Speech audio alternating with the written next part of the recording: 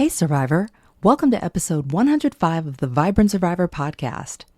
In this episode, I'm sharing 5 reasons you're afraid to set and enforce boundaries and how to overcome your fears. But first, we'll self-regulate with a 4-4-8 breathing exercise if you'd like. And I invite you to place your hand over your heart and your belly. And we'll inhale for 4, hold for 4, and exhale for 8. Ready? Inhale, 2, 3, 4, hold, 2, 3, 4, exhale, 2, 3, 4, 5, 6, 7, 8. How's your breathing? Grab your notebook and pen, and let's dig in. Hey, Survivor. Welcome to the Vibrant Survivor podcast. Do you want to disconnect from a narcissistic or toxic situation and heal? Are you Googling how to identify a narcissist, narcissistic abuse, and boundaries? Are you feeling stressed and lonely while trying to avoid being sucked back in and lied to again?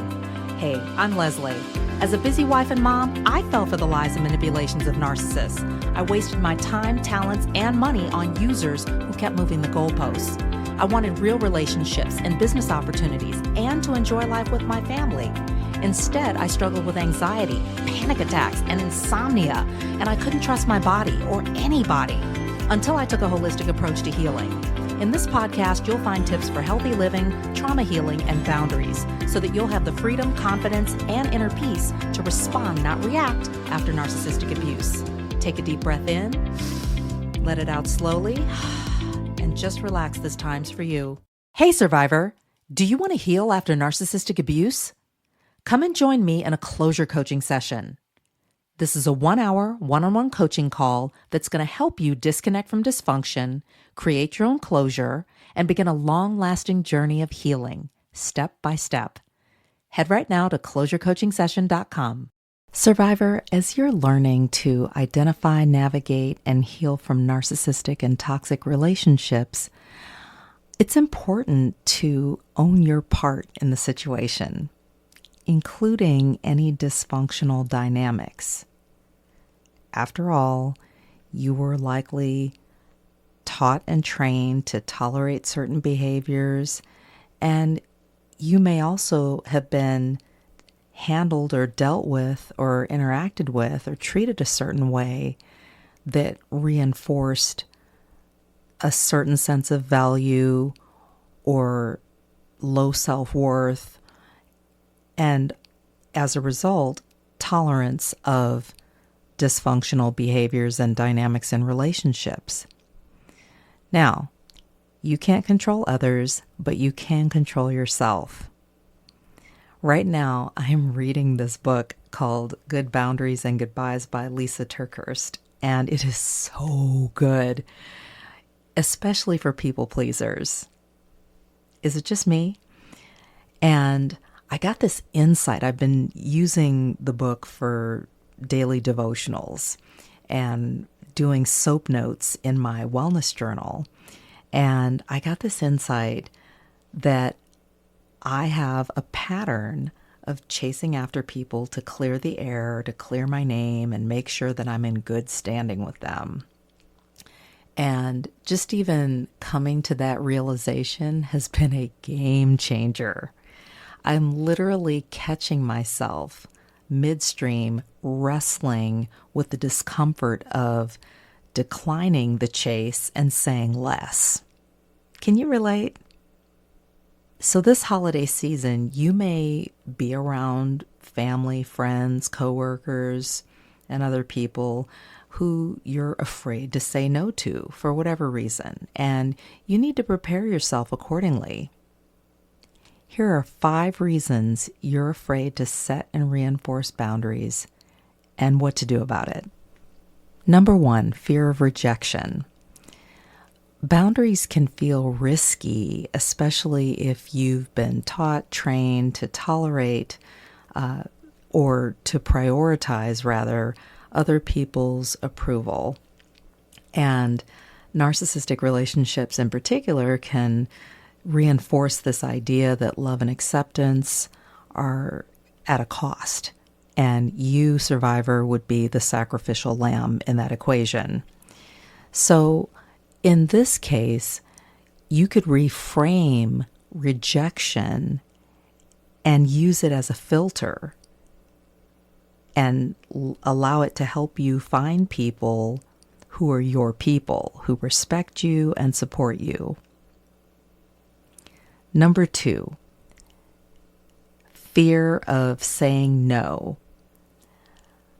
Survivors of narcissistically abusive relationships can feel guilty for prioritizing their own needs, and this guilt that wells up inside of you can make you feel like you're being selfish for setting boundaries. So what you should understand is that saying no to other people means saying yes to yourself, and that healthy boundaries are beneficial to not just you, but to the other person. And providing those parameters, those guardrails that can really kind of guide and direct the relationship. So keep that in mind. Number 3, fear of conflict. A lot of people will avoid boundaries just to keep the peace. And especially in toxic environments, regardless of the nature of the environment, but just with the toxicity of it all, conflict can feel especially unsafe when you feel like you have to watch your back around people who should be supporting you or people who profess to love you. So in this case, practicing calm yet assertive communication, using simple but firm words or language can help you. And you can also remind yourself that it's okay to disagree. You can agree to disagree, and that it doesn't have to be or feel like a threat to your safety. Number 4, fear that boundaries won't be respected. Now, in the past, things that may have happened in your relationships with other people may get you feeling skeptical about being able to set and enforce boundaries with them. And narcissists in particular love to push buttons, test your limits, and really go too far.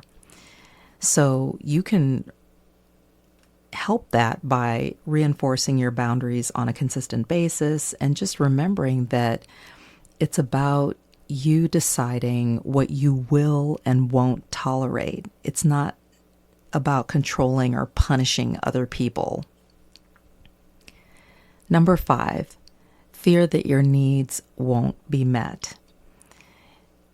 Survivor, you may have a deeply rooted need that you don't believe will be met, or feel like you'll be safe and healthy in the world if you tell someone no, or if you tell other people no.